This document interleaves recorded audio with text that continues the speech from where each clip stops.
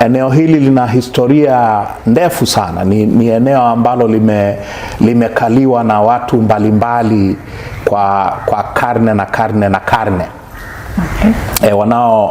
Wanaosoma Biblia, wanaoamini katika Biblia wanasema hili eneo ni eneo ambalo ni nchi ya ahadi ya Wayahudi. Wayahudi waliahidiwa na Mungu kwamba hii ndio itakuwa nchi yao ya ahadi. Sasa tangu hiyo ahadi imeandikwa kwenye maandiko, wamekuja watu wengi. Warumi walikuja, Waajemi walikuja, wamekuja Waturuki, Ottoman Empire. Wamekalia hilo eneo kwa vipindi mbalimbali kwa zaidi ya miaka 2000 iliyopita. Na hawa Wayahudi walisambaa duniani kama ambavyo katika dunia hii dunia ni ya wahamiaji kila mahali. Na Wayahudi, watu wanaoamini katika Torah, watu wanaoamini katika Agano la Kale, nao walihama katika maeneo hayo, walihamia katika maeneo mengine katika hicho kipindi cha miaka 2000. Sasa Wayahudi waliohamia maeneo mengine hasa ya Ulaya kwa kipindi kirefu sana, kwa karne nyingi tu, walikuwa wanatengwa sana na wazungu.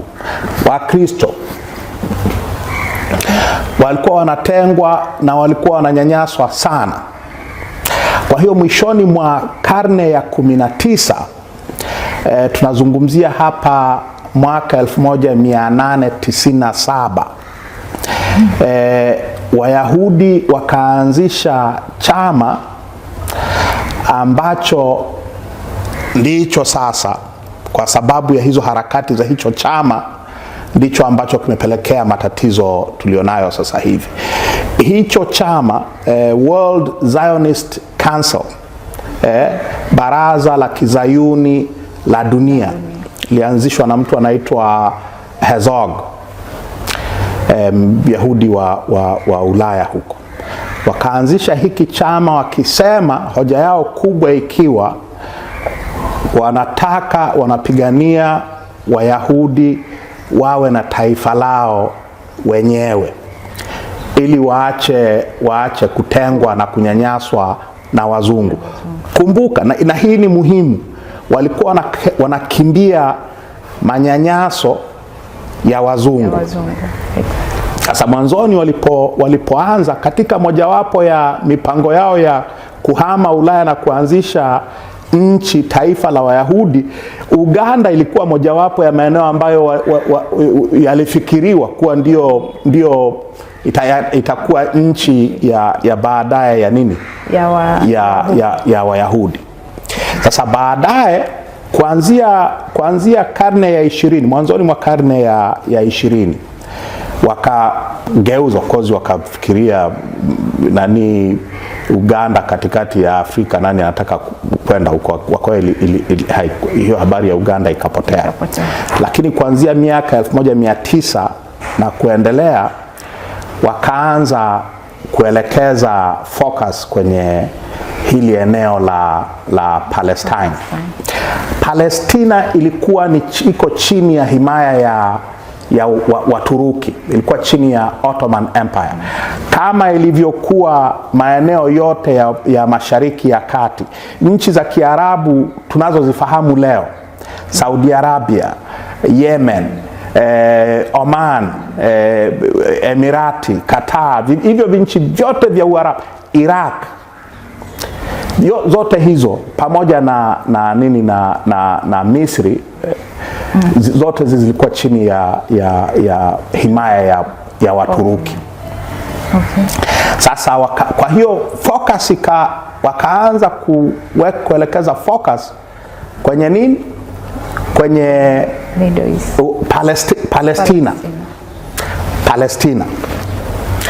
Hii ndio nchi ya ahadi inayozungumzwa kwenye kitabu chetu kitakatifu. kitabu chetu kitakatifu, kitabu chao kitakatifu.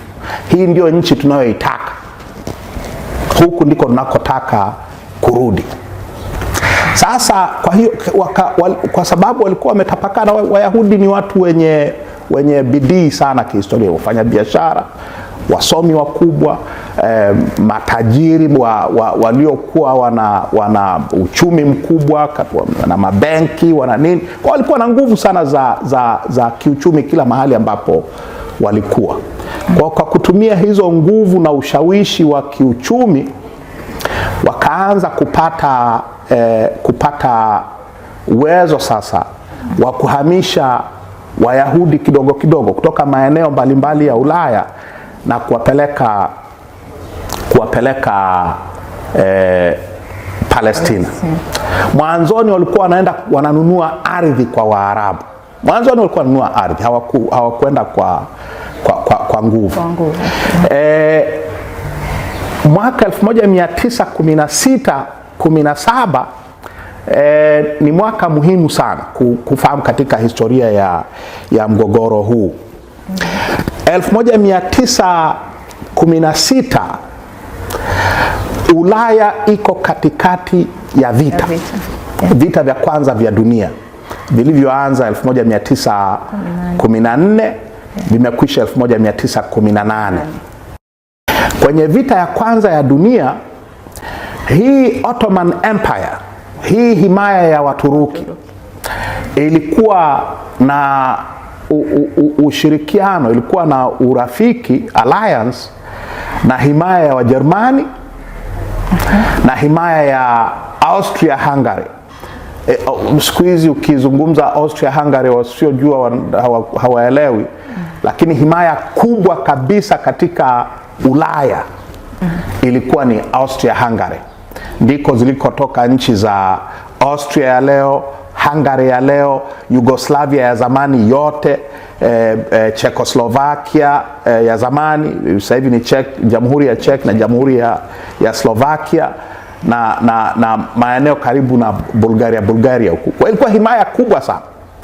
Kwa katika vita ya kwanza ya dunia, Waturuki, himaya ya Uturuki, himaya ya Ujerumani na himaya ya Austria Hungary zilikuwa zinapigana upande mmoja. Upande wa pili wa vita kuna Waingereza na himaya yao, Wafaransa, Warusi, na baadaye kuanzia mwaka 1916-17 wa Marekani wakaingia vitani kwa upande wa nini? Kwa upande wa hawa, hili kundi la pili.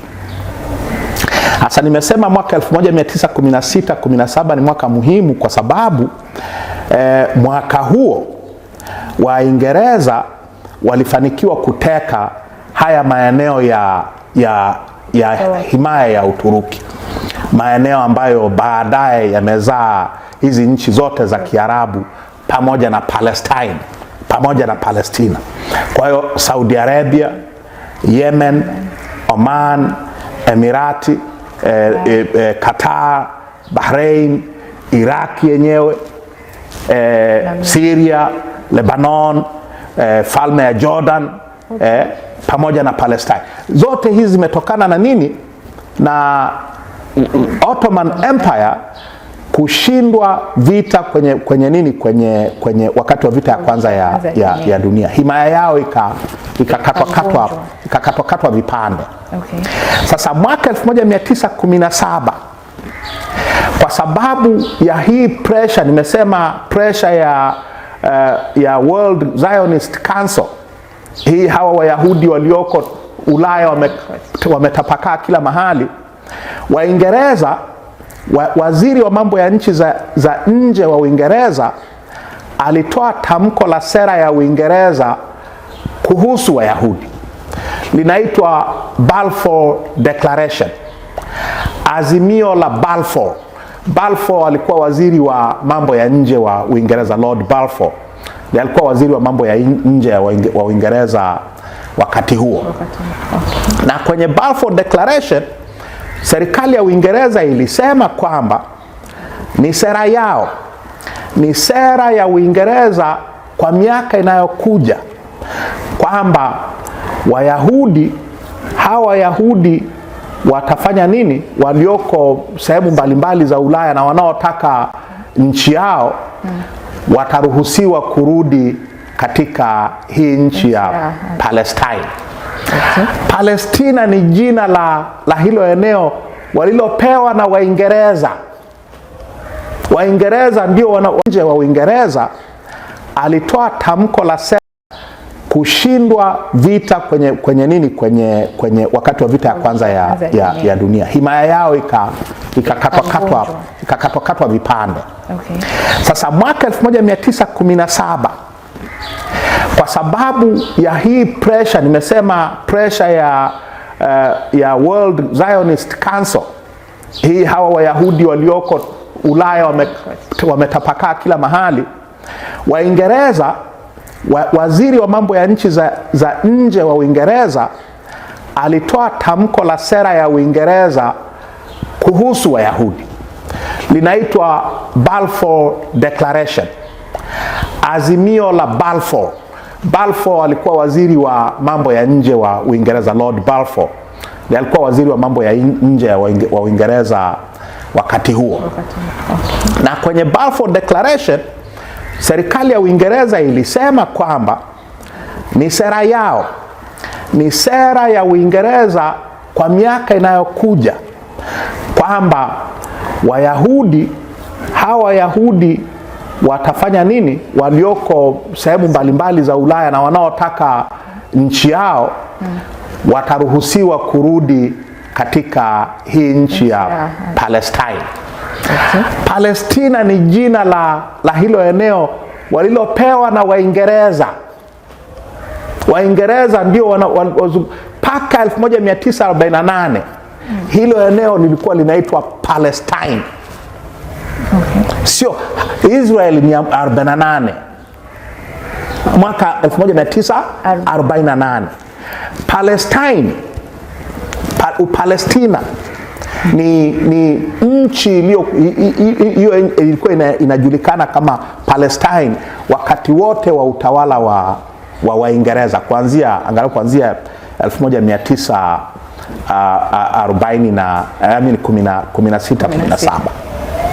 Kwa hiyo Waingereza wakasema tutawaruhusu, ni sera ya Uingereza kuwaruhusu Waisraeli kuanzisha nchi yao katika hili eneo, lakini watafanya hivyo kwa njia za amani. Itabidi wakubaliane na watu ambao ni wakazi wa hilo eneo wa Palestina. Wa Palestina ni Waarabu. Waarabu ni wakazi wa hilo eneo.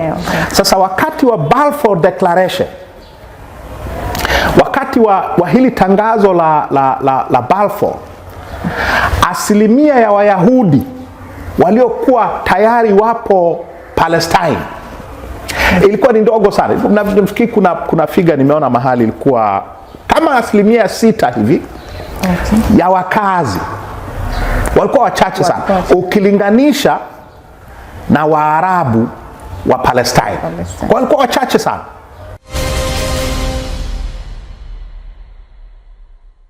Sasa kuanzia kwa mwaka 16-17 ni mwaka muhimu, kwa sababu kwa mara ya kwanza kulikuwa na official policy, sera ya serikali iliyokuwa inatawala eneo hilo, kwamba hii nchi, hawa watu wanaodai wapatiwe nchi yao, tutawapeleka kwenye hii nchi na wataishi pamoja na watakao wakuta katika nani, katika nchi hiyo. Sasa hawa Wayahudi wakaendelea kufanya kampeni, wakaendelea wanakusanya pesa. Nimesema ni watu matajiri sana, watu wenye ushawishi mkubwa sana wa kiuchumi. Waliendelea kufanya ushawishi sehemu mbalimbali duniani, Marekani, Ulaya kwenyewe na nini, kukusanya pesa, kununua maeneo na kuhamisha watu. Baadaye walivyoanza kuwa wengi, wakaanza kutumia nguvu. wakaanza kutumia nguvu za kijeshi.